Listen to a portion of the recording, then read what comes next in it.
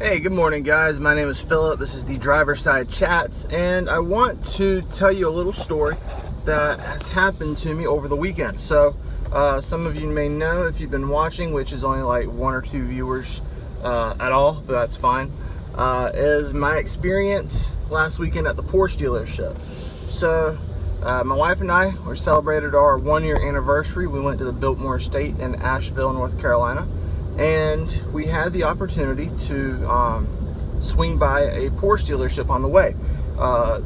Really awesome experience, and I will tell you why. So I've always been impressed here with Porsches, with Porsche dealership, the car, the brand, the company, just because I've never had an ill experience. Okay, I've had times where I've been to a Lamborghini dealership and the dealers were, or the salespeople were just rude. Had it at Ferrari dealerships, among other dealerships as well. And it's not every dealership, it's not every person, because I've had good experiences too.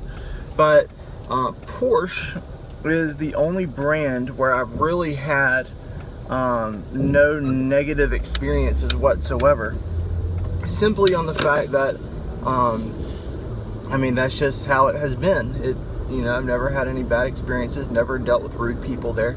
They've always been kind, they've always answered questions, and really always treated me like an actual person, not just some poor brat, but poor, wannabe who likes cars. They always have treated me like a real person and been genuine.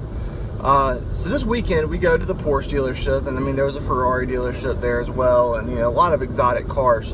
But a dealer approached me, a salesperson, and just started talking to me.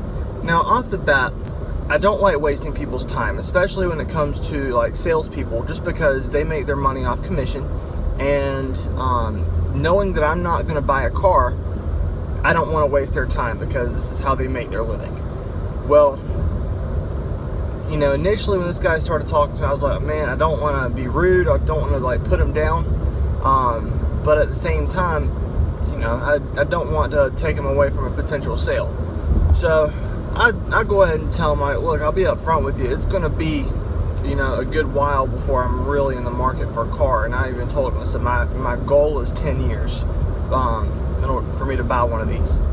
And, he said, yeah, I completely understand. But what kind of car do you think you'd be looking into? And I told him, I said, I'm a huge fan of the 911. I've had a couple of experiences with them in the past. I've driven 2 other 911s prior to this. And I drove a Boxster when I was a teenager a couple of times. He said, oh, okay, well, that's pretty neat. If you don't mind, I'd like to take you out in one. If you're interested, that way you can kind of get a feel for one of the newer ones. And I didn't drive a brand new one. I didn't drive a super, super nice one. But long story short, he took me out in a 911, and I got to test drive it. It was a 911 Carrera. Had some nice features, had the Bluetooth, had navigation, heated, cooled seats. So, it wasn't like a high-end model, but, it was a nice vehicle. It really was, and a lot nicer than the features. I don't have Bluetooth, heated or cooled seats, or navigation in my car. I got a radio, that's about it. And, honestly, it was a great drive. And really just once again solidified my stance on the fact that when I'm able to, I really would love to get a Porsche 911 as my everyday car. They ride very nicely. They are very comfortable. They've got the get up and go if you need it. And, it can be a sports car, but it can be an everyday car too. It doesn't have to be a Porsche 911. It's not like a Ferrari when you get in it every time, like a Ferrari 458 or a 488. And it's just like every time it's like, how quick can I get from 0 to 60? It's just an everyday kind of car. It doesn't have to be loud and obnoxious. So that's one of the things I really enjoyed about the car. Now, I'll tell you another thing that I learned, and I'll have to test drive one when the time comes, but previously the only 911s I'd ever driven were manual transmission Porsches, which is fine. I love driving stick. I always have, and there's just a certain way that manual transmissions feel when you're driving it, just running through the gears. It's a good feeling.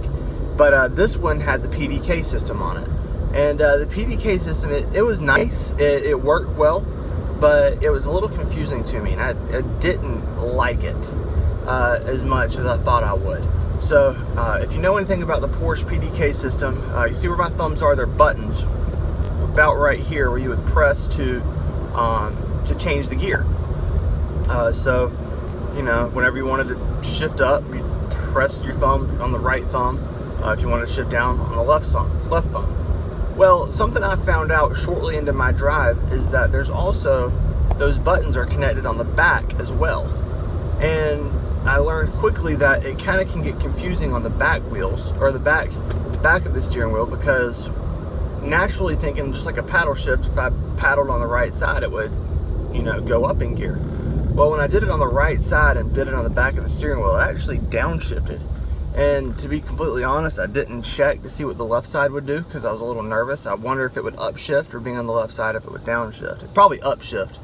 But, you know, I was a little taken back by that. I didn't really care for it too much, just because it was a little confusing. Oh, that's a nice sound that Raptor makes. So, you know, it just, I personally did not care for it. One thing I'd like to see, and I don't remember if they still make it or not, or if it's even a plausible option, but just going with general paddle shifters. You know, also tried out the automatic mode. Tried out the bump shift, I guess, on the steering lever on the center console, where, you know, if you move it over to the left, you can press it upwards or forwards for upshift and pull it down for downshifts, and that worked nicely. I liked that. And automatic mode was fine too.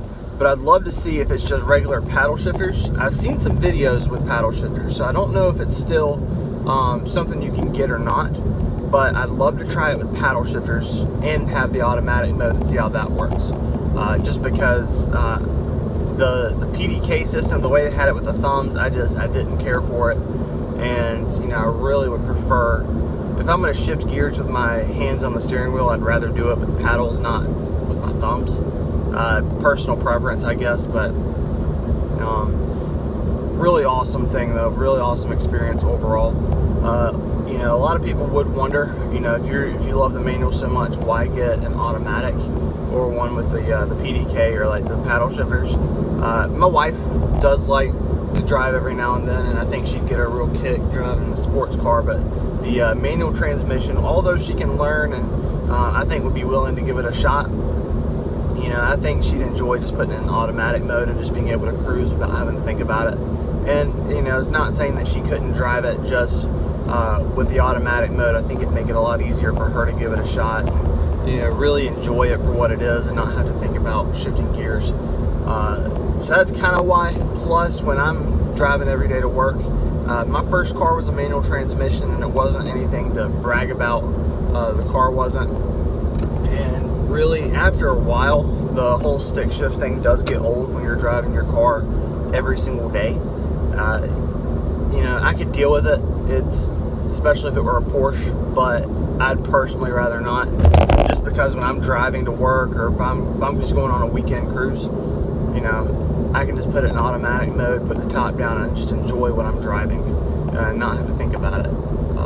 Now again, it is fun. If you did want to change gears, that's why, you know, the paddle shifter, get the, you know, something like that, and that way I can still enjoy it as a manual if I wanted to. But you know, I don't have to have a manual transmission car to, you know, to satisfy my car wants. So that was my experience with Porsche. I got to drive another 911. A really great time doing so. It was a little wet, but the car handled so well on the water, and it was just such a enjoyable experience. Again, it just solidified my personal view on Porsche and why I want one. I've never had any bad experiences with Porsche, and, you know, I'm hoping that'll continue. I guess I'm on a pretty good streak right now of being with Porsche. I just hope it doesn't end. But that's my story. That was my Porsche experience, and like I said, it solidified my decision on getting one someday, and hopefully in 10 years, potentially even less, just depending on how things go, I'll be signing papers on my first Porsche. But I guess on Thursday, maybe Friday, I haven't decided yet. I'm going to put up another video. We'll finish the revisiting of the 7 baby steps. But thank you guys so much for watching. Have a great day. See you next time.